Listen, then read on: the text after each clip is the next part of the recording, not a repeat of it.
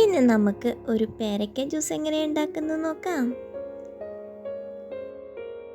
ഇപ്പം ഈ സമയത്ത് നാട്ടിലൊക്കെ നിറയെ അവൈലബിൾ ആയി കിട്ടുന്ന സാധനമാണല്ലേ ഈ പേരയ്ക്ക. അപ്പോൾ നമുക്ക് ഉണ്ടാക്കാൻ പറ്റിയൊരു ഹെൽത്തി ആയിട്ടുള്ള ജ്യൂസാണ്, നല്ല ടേസ്റ്റിയുമാണ്. ആക്ച്വലി ഇത് കുടിക്കാൻ നല്ലൊരു ഷേക്ക് കുടിക്കണ പോലെ ഇരിക്കും കേട്ടോ. അപ്പോൾ നമുക്ക് ജ്യൂസ് ഉണ്ടാക്കിയാലോ. നമുക്ക് പേരയ്ക്ക കട്ട് ചെയ്തെടുക്കാം കേട്ടോ. നല്ല പഴുത്ത പേരയ്ക്ക ആയിരിക്കണം, എന്നാലാണ് നല്ല ഒരു ടേസ്റ്റിൽ നമുക്ക് ജ്യൂസ് തയ്യാറാക്കി എടുക്കാൻ പറ്റുള്ളൂ കേട്ടോ.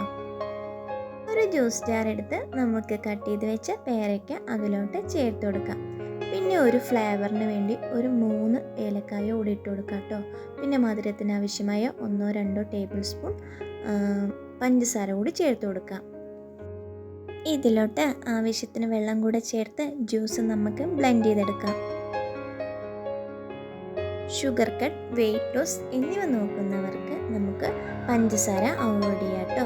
എന്നിട്ട് അതിലോട്ട് കുറച്ച് ഹണി ചേർത്ത് കൊടുത്താൽ മതി. നല്ല മധുരം ഉണ്ടെങ്കിൽ ഹണിയും ചേർക്കണ്ട, അങ്ങനെ തന്നെ കുടിക്കാം. ജ്യൂസ് ഒരരിപ്പ് ഉപയോഗിച്ച് നന്നായി അരിച്ചെടുക്കാം.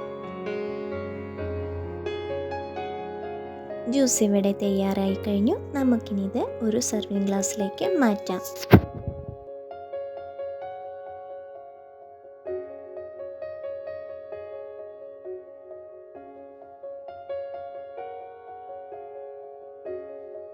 കുറച്ച് ഐസ് ക്യൂബ് കൂടെ ഇട്ട് കൊടുത്ത് നമുക്ക് ജ്യൂസ് സർവിങ് ഗ്ലാസ്സിലേക്ക് മാറ്റാം.